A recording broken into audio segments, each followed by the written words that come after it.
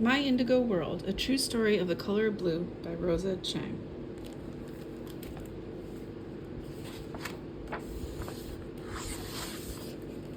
I was a daydreamer when I was a girl growing up in Korea. I would look out the window and always see blue.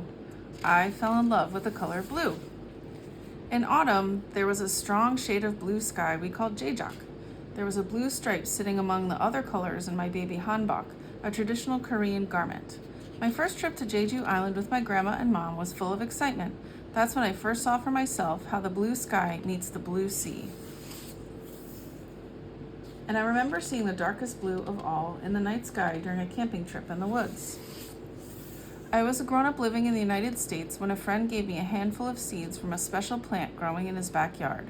The next morning I planted the seeds in my own garden, not realizing these indigo seeds would change my life. I soon learned that people around the world had been growing indigo plants for centuries. It's from the leaves of these plants that the most beautiful blue dyes have long been made. The blue used for traditional Japanese kimonos, the blue for which West Africa's most highly prized fabrics are known, the deep and soulful blue found in Guatemalan hand-woven rugs. Even the blue jeans were once dyed blue using indigo. Now I grow indigo plants with my friends on a little farm in the middle of Baltimore. You might wonder how can such a small plant with leaves so green be the source of this amazing deep shade of blue for the people of the world? Come join us and we'll show you. Early in the spring, we plant indigo seeds indoors. We fill the seedling trays, sometimes plastic egg cartons or yogurt containers, with potting soil.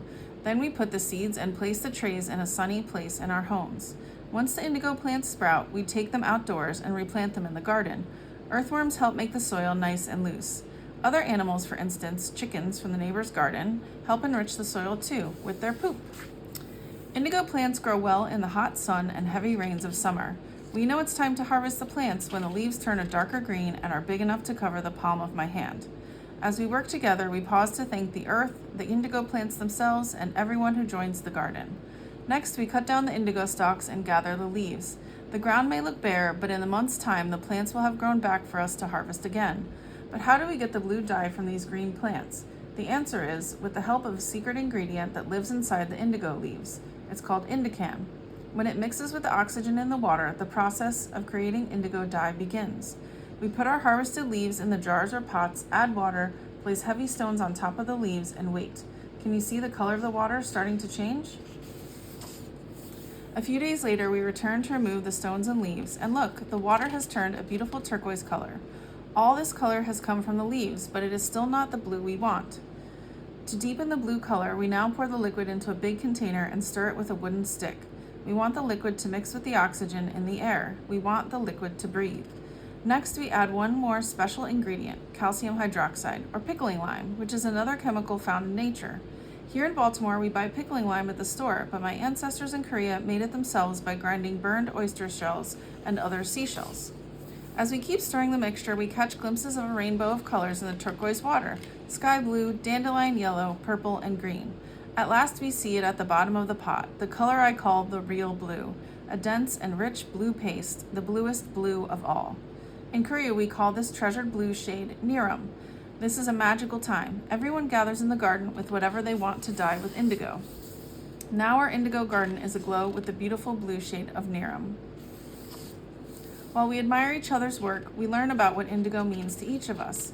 Indigo means community. It means sharing stories with friends. To me, indigo is a treasure we pass down to our children. Indigo is the color of love. It's the color of healing, and it's deeper than any other blue. I think indigo is the color in which lives the spirit and soul of my people. I too wonder, what does indigo mean for me? It holds many different meanings. In indigo, I can see the rich history of my motherland, Korea. I see our lost culture and our effort to find our roots again. But in the United States and other countries, indigo also has a painful past. For some people, indigo has been a symbol of blood, sweat, and tears, and exploitation. People have fought over indigo because it was worth so much money.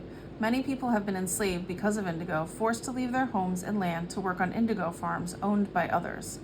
It is important to remember the pain along with the joy. Now, as my friends and I work in our garden together, we can hope to turn all those tears into love and care for each other. When fall comes, bright pink and white flowers bloom on the indigo plants. Bugs gorge themselves on the nectar of the flowers. Don't drink too much, Mr. Bumblebee. Then in the late fall, we harvest indigo seeds from the flowers and share them with our friends and neighbors who helped us earlier in the year. We feel indigo love spreading as we share our seeds, and I think of my friend who first gave me a handful of seeds. When winter comes, it's silent in the garden, but we stay busy indoors creating indigo art and talking about our dreams for the world. On those cozy winter days, I sometimes think back to when I was a young girl. Little did I know then that the color blue would open a whole new world of wonder to me. I hope you too will find the magic seeds to open your heart and eyes to the world. Here are different ways to work with different kinds of indigo and the plants that can be turned into indigo dye. We'll look at this more closely in class. Jeojak in Korean history. In Korea, the culturally rich city of Naju is the center of traditional indigo dyeing. Naju is blessed with plenty of water, fertile soil, and temperate climate, which makes a perfect environment to grow jeojak. If you visit Naju today, you can see how Koreans have made indigo dye since ancient times. The long history of traditional jeojak dyeing in Korea goes back to some time during the Three Kingdoms period. Since then, many sad events have occurred that have endangered the jeojak tradition, along with all other aspects of Korean culture. One of the biggest such events was the Korean War, which divided the country into two. The destruction of numerous farms across the entire Korean peninsula brought jeojak farming to complete halt. It seemed that one of Korea's ancient cultural traditions was about to be lost. It took 30 years of hard work by the Korean government and individual farmers to receive the cultivation of jeojak. In recent times, the Korean government has designed the most knowledgeable indigo masters and the indigo dye process itself as living natural history treasures that it hopes to protect, preserve, and pass down to the people of future generations. You can still feel the love, joy, and pride of Koreans as the deep blue dyed clothes hang high across all the fields of Naju today. So here are several methods that you can use to use indigo dye to dye. And here's the indigo shade map, which I think is really interesting. You can see all across the globe different countries and cultures that use indigo, and the result of which, the darker, the lighter. But what's interesting, as mentioned before, is that United States primarily used to dye jeans and denim with indigo. But you can kind of see all of this. We will be doing traditional Korean shibori folding, and since we'll be reading this book about Korea. That's it. Let's get to dyeing.